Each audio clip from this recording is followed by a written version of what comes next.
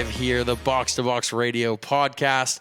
I am Travis Carmichael. This is not the away leg. I am filling in for the out Mason Carmichael. Sitting to my left is the second best Travis. Trav, how you doing? I'm doing good. It's good to have you back. I feel like I haven't been on an episode with you and Mason in about a month and a half. I know, we're all avoiding each other until our new contracts get worked out. Speaking of contracts, producer Chris sitting right across from me. He's actually doing his best job at being the producer again today. No mic for him, but he's going to give us some weird looks. It's not a turntable, Chris. It's not a turntable. And to my right, the pleasure, my dear, dear friend, Dirt. Pleasure, my first time on the mic with you. How you feeling? I'm feeling great, guys. It's good to be here. Yeah, like I said, this is Travis Carmichael, not the away leg, but I am so good that I don't need home field advantage.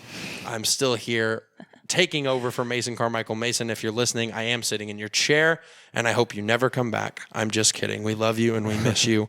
Guys, shout out to Sincerely Yours again for the great music. Please go give them a listen. We love to hear your interactions with us. We want to hear what you think. We want to talk about what you want us to talk about. Our Instagram is box_radio, Facebook, box radio, Twitter. We're very active on Twitter at @B_radio.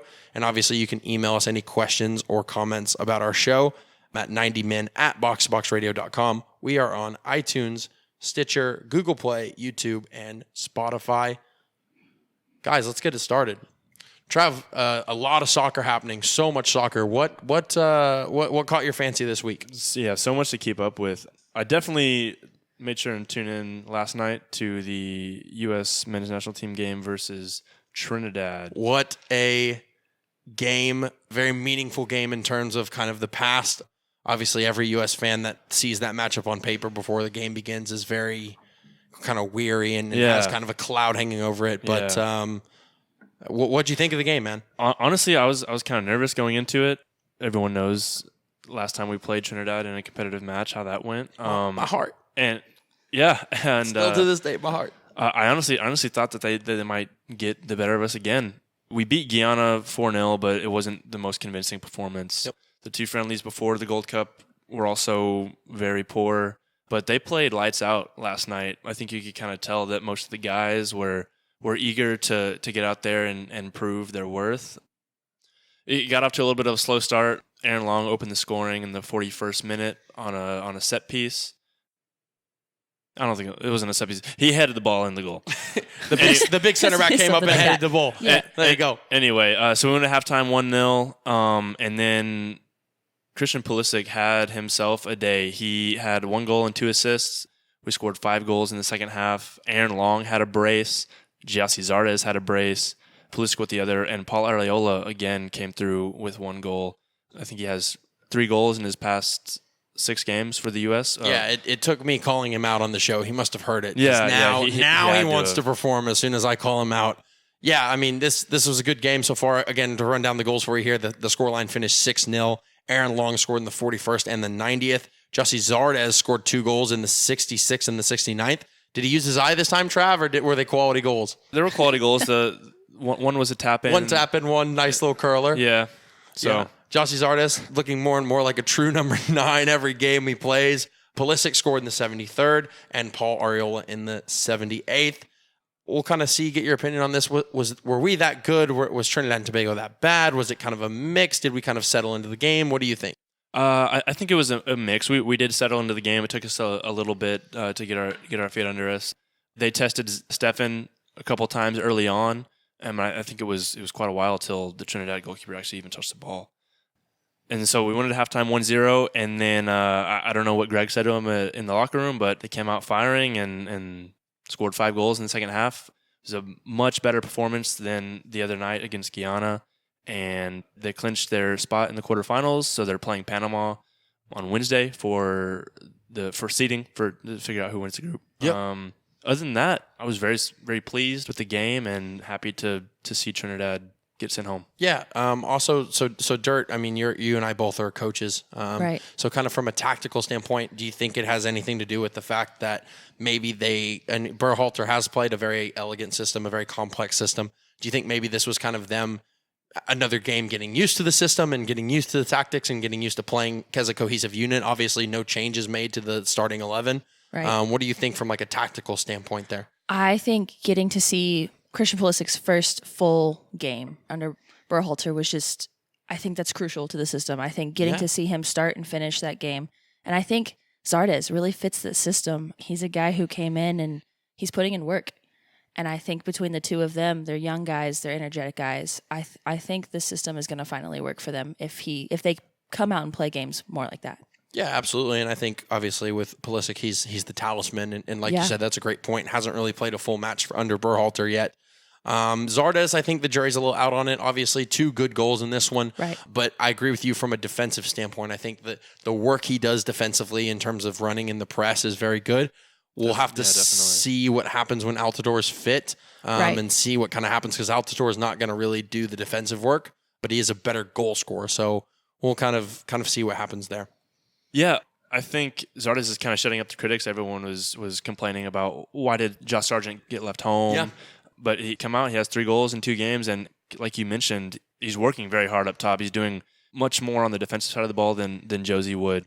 Josie's still coming back from injury, and he did sub in this match and play a bit of a role, but you can tell he's just still not to full fitness and needs a little bit of sharpening up to do. So yeah, absolutely. Looking at some of the other scores from match day 2, obviously Martinique beat Cuba 3-0. We talked about the other pod, Mexico beating Canada 3-0. Haiti beat Nicaragua 2-0. Costa Rica 2-1 over Bermuda. El Salvador, Jamaica 0-0. That's a really good point for El Salvador. We had Guyana only lost by 2 goals to Panama. Not really a bad game. They lost 4-2. Yeah. And then the shock of the tournament so far. Curacao beats Honduras 1-0. I think Honduras had about 50 shots. The goalkeeper recorded as making 15 saves. Producer Chris watched all of this one. Producer Chris was in love with it.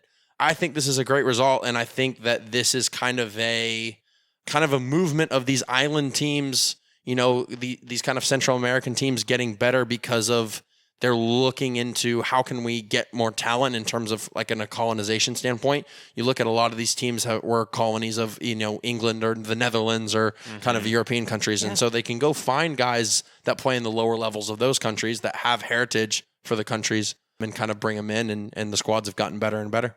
I definitely agree with that. And you look at the squad, and it used to be basically just a bunch of fishermen. Yeah. And now they're poaching some guys that are lower on the totem pole from these European countries, and I think it's good for CONCACAF and especially Caribbean soccer. Yeah, and I mean, if you look at Guyana, like the captain played for Bolton, so they just kind of find all these guys, Yeah. Yeah, definitely. One other thing that I forgot to mention is Aaron Long's brace. That was the first brace in U.S. men's national team history by a defender. That's brilliant. So that's awesome. That's pretty cool. And I wasn't too high on Aaron Long going into this tournament, but I think he played a lot better. Another shutout and 2 goals to his name is a sign of success. Yeah, absolutely. I think, moving forward, obviously John Brooks is going to play a huge part. He's injured. That's why he's not in this group right now. So we'll have to see what that looks like, obviously competing to see who's going to play next to him with Walker Zimmerman and Aaron Long. And here's kind of how the tournament's folding out so far. Obviously, each group has 2 advance.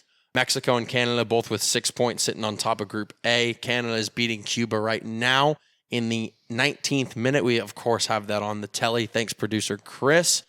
Group B, Costa Rica and Haiti both have 6 points, looking like they're both going to advance there. Group C, Jamaica leads the group with 4, El Salvador with 4 points, Curacao with 3 points, Honduras at the bottom with 0 points. That's unbelievable. So Curacao still has to play El Salvador. They have a legitimate chance at advancing. That would be pretty insane. Yeah. And then obviously in Group D, 6 points USA, 6 points Panama, who play each other for kind of the top seed, and then we'll see how that works out, and what the quarterfinal matchups will look like. Moving on, there's another tournament that I would love to talk about. It's the Copa America has been going on, which has been a really, really good tournament. Obviously, you have the guest invites coming in with Japan and Qatar. I mean, it's been a pretty good tournament so far. If we look at kind of the match day 3 scores. Venezuela beats Bolivia 3-1. Brazil comes back and beats Peru 5-0, a shellacking after they started the tournament really low. Yeah. Colombia ended up edging out Paraguay today 1-0. And then obviously tomorrow you have 2 games. You have Chile and Uruguay, Ecuador and Japan to round it out. But guys, the game I want to focus on today is it's Argentina-Qatar. So Argentina coming into this game after playing 2 matches, they only had 1 point. They had to beat Qatar to advance, and they did. They beat Qatar 2-0. Yeah. Not a very comfortable game, though. Not a very comfortable game. Qatar looks pretty good. Obviously, all of their players playing in the Qatar local league there, but not very convincing from Argentina. Again, you just look at kind of tactically, they're a little bit confused. Scored early in the 4th minute with Martinez, and then didn't score again until the 82nd with Aguero. We talk about it a lot with this Argentina side, with this Messi side. What do we think the big problem is here with this group? Obviously, they tied Paraguay as well, and they lost to Colombia and barely sneaking through. So what do you guys think? Is Argentina underperforming? Yeah, I really think that they are underperforming. When you look at their lineups on paper, they have world stars, but they might be running into a bit of a problem like perhaps PSG is running into. They have all these great players, but they don't exactly mesh well together on the field. Yeah.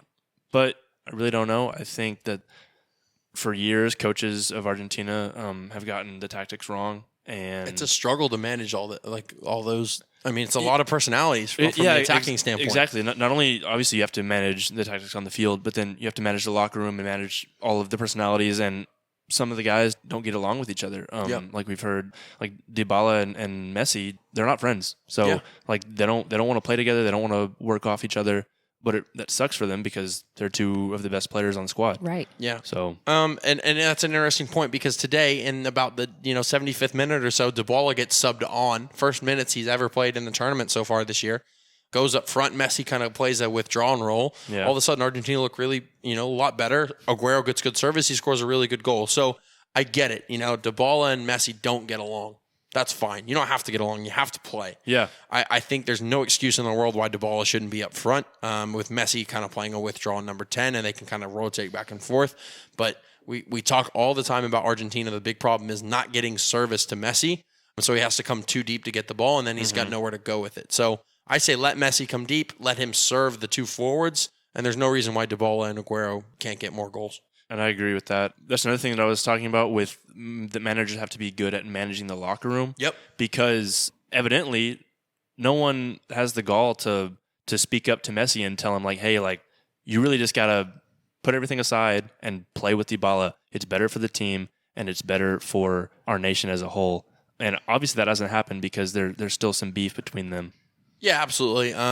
But like I said, obviously this is kind of a caretaker manager's role. The manager is kind of an interim basis. He's a young guy, so we'll kind of see how that goes there. Obviously, man management is a huge part of the international game.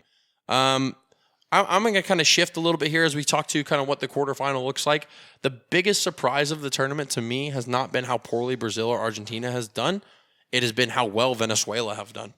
Venezuela have been excellent. Obviously, beat the U.S. 3-0 in a friendly, and we kind of were like, oh, man, Venezuela, we lost to Venezuela. But they go out, they tie Peru, they tie Brazil. Yeah. Yeah. They beat Bolivia. So going into the last match day, they had to beat Bolivia to go through, and they ended up with 5 points. They actually finished second in the group above Peru. If you're a Peruvian fan out there, no worries. Peru is still going to get through. They're going to finish third, but 2 of the 3 groups, the third place finishers, do advance. But yeah, looking at the quarterfinals so far, you have, Brazil won their group, Venezuela finishing second, Peru third, they're going to go. Argentina sneaks in second place in their group, Colombia, a perfect 3 for 3 with 9 points, winning Group B. And then also Paraguay finishes 2 points. They had a shot. They're not looking like they're going to qualify. So you have essentially tomorrow, Chile and Uruguay are in first and second. Chile with 6 points, Uruguay with 4 points. They play each other. Mm-hmm. And then you have Japan and Ecuador. Japan with 1 point, Ecuador with 0 points. Essentially, Japan, Ecuador, the winner of that game is going to go through and is going to take that third place spot and get in as a wild card. So that'll be interesting. And then obviously Chile, Uruguay will be a great game. So those matchups look interesting. But like I said, we'll see. Brazil's looked better. Argentina has been really struggling. And like you said, Venezuela's been having a good tournament. They're matching up against Argentina in the quarterfinals, and I think that's going to be a good game. I think that Venezuela is going to give them a run for the money. Yeah, absolutely. And like I said, it'll be interesting to see how Argentina responds under pressure. Very interesting. The fans today during the Qatar game were kind of cheering, but very nervously cheering. Yeah. There are dicey moments for sure. And historically, Argentina, they really haven't lived up to the pressure. No, and that's one of the biggest problems. Obviously, that's haunted Messi for a long time. So we'll see what happens as the tournament continues. Obviously, the quarterfinals coming around the corner. And also, guys, update, Canada now up 2-0 on Cuba in the 26th minute. So Canada looking like they're going to advance to the quarterfinals as well. Moving on here. First off, so one of the benefits of having Dirt on the show is that she is a Women's World Cup fanatic. Oh, yeah, absolutely. So before we kind of get into the scores and some of the round of 16 games, like what has been your overall thought of the tournament as a whole? I think, as a whole, I'm getting to see a lot of talent that I may not have had a chance to before. I think there are different teams this year who are really stepping up. I'm getting to see, and maybe not so much, this weekend, but Cameroon, I'm getting to watch their talent unfold. I'm getting to watch a lot of teams step up to the plate and show what they have. A lot of countries who have never been in the World Cup before, a lot of them are scoring their first ever goals. I'm watching Scotland outperform what was predicted of them. And so, this World Cup, it's been astounding to just watch these teams grow. And it's not just, the US this, Germany this, France this. I'm getting to see a lot of different talent show up to the game, and that's really nice. Yeah, absolutely. I think it's one of those things we talk about is this is one of the, few World Cups, men or women's, where you've had, potentially 6 favorites to win. I mean, some outside favorites as well. So every game has been a big surprise. So, I mean, I've been very impressed, like you said, with the quality of the tournament. I think that's the biggest thing. So we can go ahead and dive into some scores here. Obviously, the first round of 16 game was Germany-Nigeria. Did you have any thoughts on this one? I mean, Germany's a powerhouse, and we've known it for a while. It's been their thing. You have no doubt in the world that Germany's going to show up when they do. And so to see them play Nigeria wasn't something that I was, just blown away by. I expect that play from Germany. It's unfortunate for Nigeria to step out and not get a goal, especially making it to the round of 16. But they are playing Germany, and that's just something that they're going to have to expect next time around. Yeah, I mean, I think, to be honest, obviously 3-0 win for Germany here. Germany is looking better and better. Mm-hmm. But the only thing for Nigeria is I think it was a kind of a benefit that they got to the round of 16, kind of an over expectation to even get there. So the fact that they even, got to play against Germany, I think they're already national heroes when they go home. Exactly. And obviously they're going to go back to a good reception. So you just kind of look at that and say, 3-0, but Germany's one of the best in the world. So it is what it is. Another interesting game I want to chat with you about, Norway-Australia. Man, what a game. This one was a great game. Kind of walk us through your thoughts on this. I'm kind of heartbroken, honestly, for Australia. A little bit. I was liking Australia. I was loving. I'm a Sam Kerr fan. As am I. Yeah. I can't lie. And so to watch that team struggle so much, and Norway put up a show. I'm not gonna lie. Their keeper was great. They played well together, and to step up to a team like Australia, who just came off a 4-0 win, all by Sam Kerr. They're going into the round of 16 with heads held high. And so, to watch them walk away 1-1 and then to lose it in PKs is kind of devastating to me. Yeah. I mean, you look at this one, Norway goes, up 1-0 in the 31st, and they were really, kind of the better team for the most of it. Leading it, yeah. And then Australia late gets a goal in the 83rd. Olympico, actually. Yeah. I saw that one. Got served in, and it went past about 4 Norwegian defenders that are just like, I don't want to touch the ball.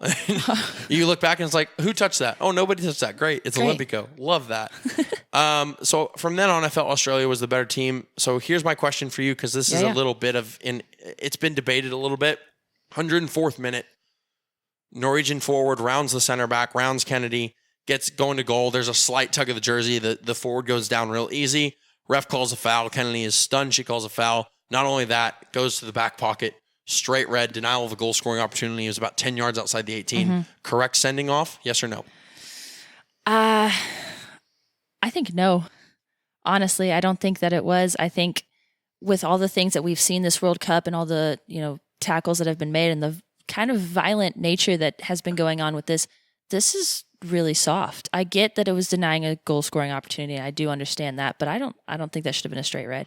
So I think you have to look into a couple things here. I think, so when she does turn, obviously it's a soft foul, but it is a foul. And it's obviously a red card because the referee deemed it denial of a clear goal scoring opportunity. For me, it's a foul. It's a yellow card because it's not a clear denial of a goal scoring opportunity. I think the center back and the right back could have had a chance to come in. I think the goalkeeper was in a very good spot. So I think that it was a little bit harsh to kind of take away the goal scoring opportunity there. But also they went to VAR, and this is the stupidest thing about VAR. It was not clear and obvious that the referee made a mistake. So she didn't go look at it. I think it ruined the game, to be honest. I think it was a great game, and it deserved to be played 11v11. Yeah, I have to agree with you, Trev. I think that's a bit harsh to send her off after so long and 104th minute. Legs are tired, and ended up going to penalties anyway. But I have to agree with you that I think that's a little harsh. So yeah, obviously changed the impact of the game, and then it goes to penalties. Yeah. Man, and then obviously the heartbreaking moment. Sam Kerr steps up to take hers, and just absolutely skies it. Yep. Obviously, that's heartbreaking. She's one of the best, if not the best striker in the world currently. Yeah. Golden Boot winner at the moment. Obviously, you have Alex Morgan still a lot of games to play. But at the moment, tied for the Golden Boot. Do you think that it's just one of those things where it was a bad miss? Do you think she got in her head? She didn't really play well in regulation. Right. She did have that goal that was disallowed for offside, called back via VAR. What do you think's going through your mind when she steps up to take that? I mean, you're going into double overtime at that point. You're tired. There's no doubt. You've played a lot of minutes. You've been physical. You step up to that line, and for me, being in that position, I've shanked one like that before, and so you're not thinking about a whole lot, yet you're thinking about everything all at the same time, and it's really hard to explain. But I think for her, I think it's a mishit. I don't think she was focused enough on the strike. I don't think that was not done on purpose. Her goal's not normally upper right 90. Yeah. That's not her PK spot anyway. So to throw something new in there, I think it was just a mishit by Kerr. And definitely like heavy legs. I think that has a lot to do with it. A large majority of the misses that you see, especially in shootouts late on. Fair enough. My last question kind of about this game, do you think that this kind of tarnishes her reputation? Not reputation. That's not really the right word. Her legacy. I'd say legacy as kind of as a pure goal scorer, as like a true number 9 and one of the best to ever play the game. I don't think so. I don't think we can look at one PK and say that all goes away because you miss it. Also, kind of fun fact, but she just got offered 2 years for $1 million to play for Chelsea. Wow. Producer Chris, come on, you Blues. So for her, I mean, she's now one of the highest paid national players for women on the women's side. And so I don't think this one PK can really, take all that away, especially looking into the future for her. Yeah, absolutely. And like I said, I think it's unfortunate. I agree with you. I don't think it ruins her legacy, and she's obviously getting offered good money to go play for a good club. Yeah, absolutely. The women's club, Chris, not the men's club. Not the men's club. Not the men's. The men's are in trouble with transfer ban. No, but I mean, you look at the women's game is expanding so much, and I think the World Cup has helped. Obviously, I think it shows the clubs that have spent money. Yeah. So you look at Leon, who spent a lot of money on the women's game, and essentially all of their players have scored in the World Cup. I mean, the French team had their first 4 goals were all Leon players. Yep. Obviously, the current Champions League holders for the women. But yeah, it's good to see kind of the women's game growing, and obviously you have, kind of the European competition as well as kind of the domestic competition. Yeah, absolutely. Yeah. So yeah, moving on. This one is interesting. So the African teams did really well in the group stages. They did. Obviously had to come up against some tough opponents. So Cameroon had to play England. This one ended 3-0 England. What were some of your thoughts on this one? I think there was a lot to kind of take apart in this game. I think coming from an England side, they did what they were supposed to do. They performed how they always have. There was nothing inconsistent with them, especially coming from White, one of their top goal scorers. I mean, she's out there, she's performing. For Cameroon, what the unfortunate takeaway from this will be is how they acted throughout the game. Mm-hmm. Nobody's going to remember the soccer played as much as the reactions that they had and the emotions that were carried out, which is unfortunate because they made it to the round of 16. And that is a big deal for them.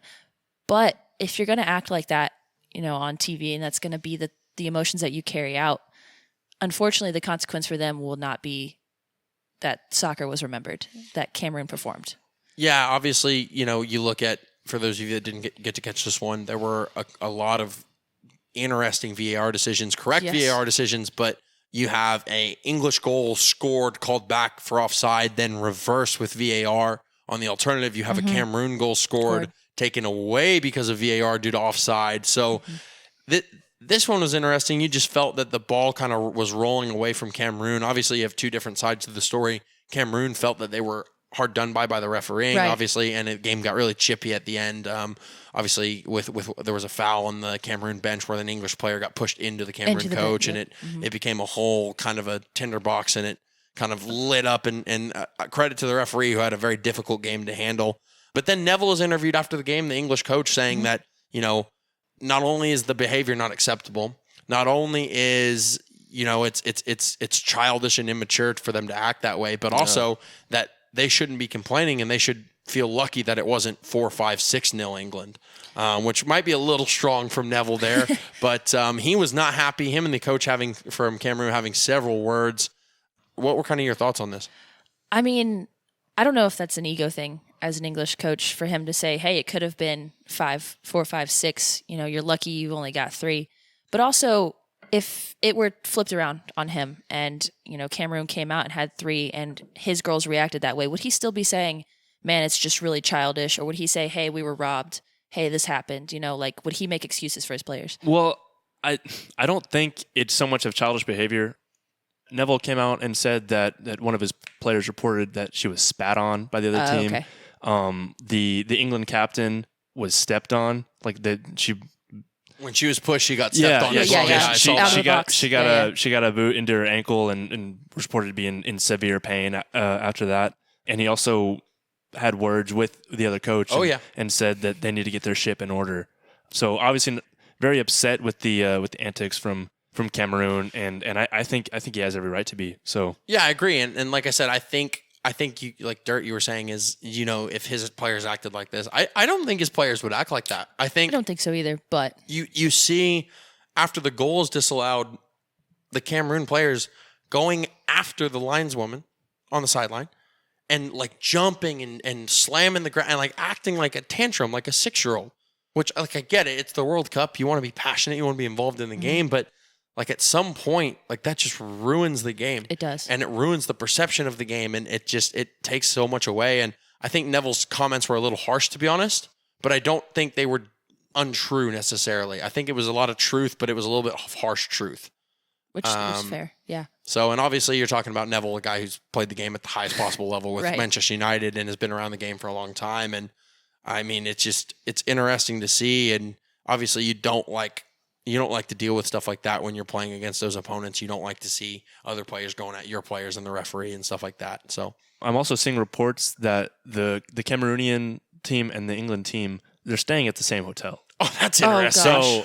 That's interesting. I don't know who booked their travel, who booked their lodging, but it's not smart. That's obviously not smart with two teams of any level that they're playing against each other. But there's also been reports that there have been fights involving the Cameroonian team in the hotel.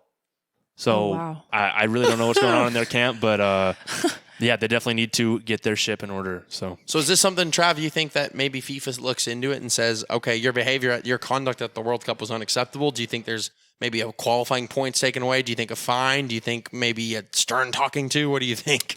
Yeah, I think FIFA would have every right to issue sanctions on the Cameroonian women. But yeah, what that is, I don't know. But I think it would be well deserved and in every right. Yeah, absolutely. And obviously something we got to keep our eye on, but was not the greatest of, kind of behavioral showing from Cameroon. But that one ends 3-0. England takes care of business. They're on to bigger and better things. Mm-hmm. Oh, yeah. The last game was played today. We're recording this on a Sunday. France-Brazil. What a great game. Yes. What were your thoughts on this? I went into this game thinking, okay, it's either going to be France blowing them out of the water. It's going to be 3-0, 4-0, or it's going to be the complete opposite. And it would be Brazil. Somehow Marta's going to get her youth back and she's going to find connection somehow. She's going to magically wind back the clock. As she probably could. And it's going to be 3-0 for Brazil. I did not expect a 1-1 into overtime, which is really great. Honestly, I would love to be shocked by that. I'm happy to be shocked by that. They both played, amazing. It took France a little bit to step into their game. Their thing is playing on the flanks. They've showed us all through group play that they play wide and that they cross the ball in and that they can finish. Yeah. And it took them 30, 40 minutes to get used to that, to get into that rhythm. And I think that's credit to Brazil, for stepping up and realizing that, hey, we need to cut these angles off. We need to do better. But I think it was a great game to watch. No, yeah, it was an unbelievable game. Obviously ending 2-1 France, but did go to extra time. Obviously, Govin scores in the 52nd, and then Brazil equalizes in the 63rd. It goes all the way to a 106th minute winner from Henri, the captain. Yeah, like you said, I think France has done a good job with Les Sommer and with Carrasco and with some of the other players they have playing wide of keeping the width and trying to serve in. I think Brazil's better than people gave them credit for. You think so? I do. I think that they started a little rough in qualifying coming to the tournament. They kind of limped into the tournament. Obviously, Marta missed the first game against Jamaica. Right. Still good performance, 3-0 there. But realistically, they were 1 goal away from winning their group because everyone in their group finished with 6 points with Italy, Australia, and Brazil as well. So I think they were better than people give them credit for. I just think France is that good. And I think, for Brazil, naturally, like in the past for them, it's been that they have Marta and they've got a key player. And they've got single individual key players like we talked about earlier with Argentina. They've got a lot of great talent. It's finding how to work together. It's finding that in Marta's age, she needs to step back and stop being, that the goal-scoring talent up top and the sole talent on this team. It's finding other players that fit with her and finding that as she ages, they just got to pull in together. They've got to stop being individuals who are really great at the game and become a team. Yeah, absolutely. Yeah, so those were the games so far for the round of 16. Obviously, this pod will come out tomorrow, and by the time it comes out, it will have the results of the other 2 games tomorrow. So tomorrow at 2 p.m., Sweden and Canada playing. Who you got edging out over in that one? Canada, for sure. You think Canada will hold on to Sweden? Yeah, I hope so. That's what I'm pulling for, at least. That's fair. Obviously, Sweden talking some smack against the U.S., so always wouldn't mind Canada getting a goal or 2 there. And obviously, Sinclair's 2 goals away from Abby Wambach's record. Yes, she is. Yep. Also tomorrow, how could we forget, 11 a.m., Spain, which has been very good so far, versus the United States. Any surprises here, or are the U.S. going to take care of business?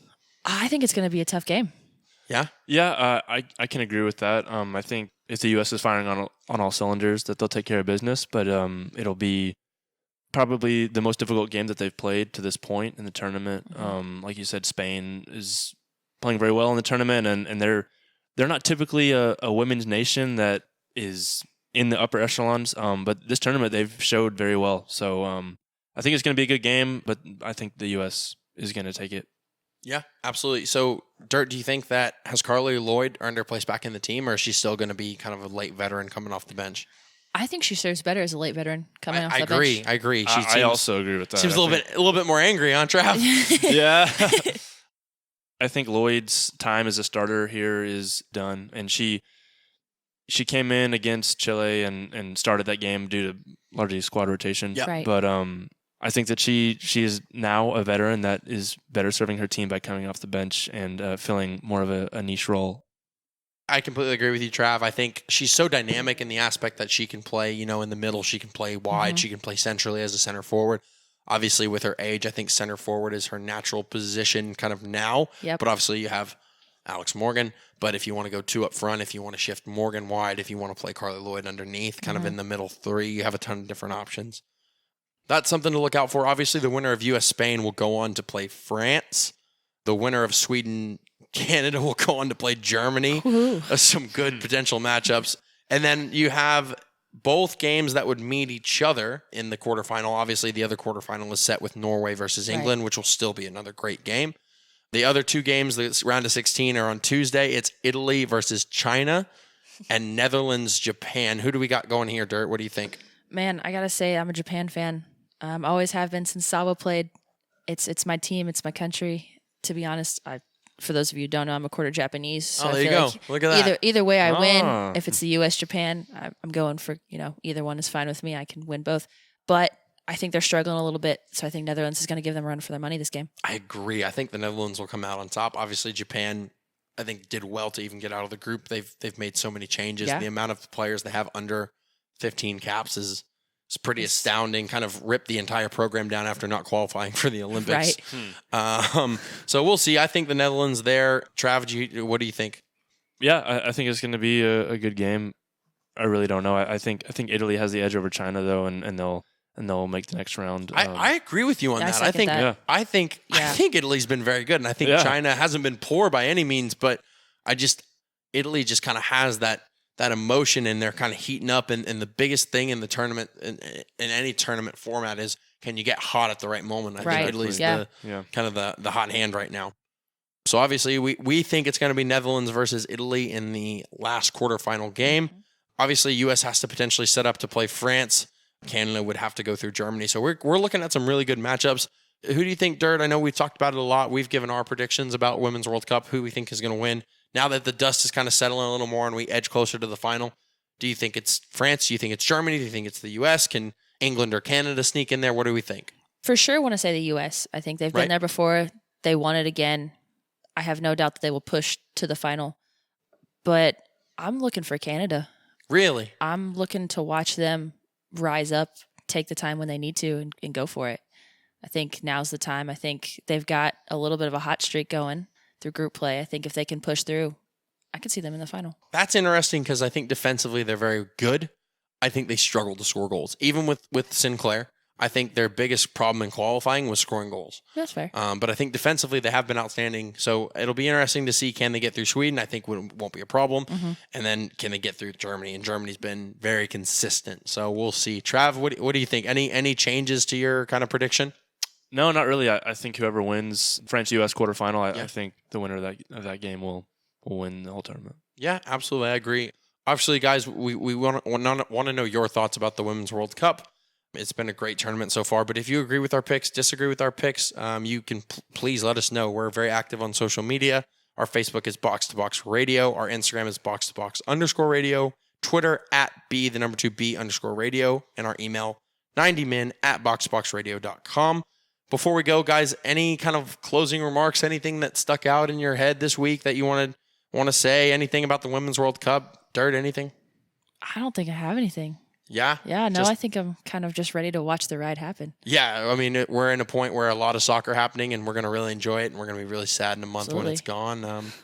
Very pleased to have you in person with me on the mic. Thanks. So yeah, back at you, Travis. Thanks. Well done. Trav, any thoughts? We have about 2 weeks left of all these summer tournaments, and I think it's going to be a sprint to the finish, and I'm just excited to sit back and watch it all. So, Trav, I do have one question for you because I had to go there. I have to do it since we're both FC Dallas diehard fans. Dallas Hood die. All right. Dirt, your MLS team will be entering soon with Austin FC. I assume that will be your team of loyalty. We'll find out. We'll find out. We'll see. Trav, FC Dallas signs 16-year-old El Tren, Ricardo Pepi. Yeah. What are your thoughts? I think he's a very good player. He made his MLS debut last night against Toronto. I mean, he's already played in 2 Open Cup games for Dallas. He has been playing with their USL2 affiliate, North Texas Soccer Club. I think he's a great player with a very high potential, and this is a guy that will still be eligible for the US U20s in the 2023 U20 World Cup. So very young player. He's going to score a lot of goals, and I'm just excited to see him grow in Dallas. Yeah, absolutely. And we talk about it all the time. The game is getting younger and younger, and the quality at a young age is getting better and better. Obviously, we see it with coaching the youth. Right. But I would say this as my closing point is go watch the game. Whether it's a USL2 game, whether it's a, women's professional league, men's professional league, the bowl, the Austin FC coming in, FC Austin Elite, whatever it may be, go watch a game. It's the highest possible level you can watch. Go encourage them, support them so they can start to bring up the next superstars that in 10 years will be playing on the highest stage in the world. Guys, again, thanks to Sincerely Yours. We love the music they give us, and they're one of the best bands in Austin for sure. We appreciate you guys listening. You can listen to us on iTunes, Stitcher, Google Play, YouTube, and Spotify. This has been Travis, producer Chris, and Dirt. Thanks for listening. We'll see you guys.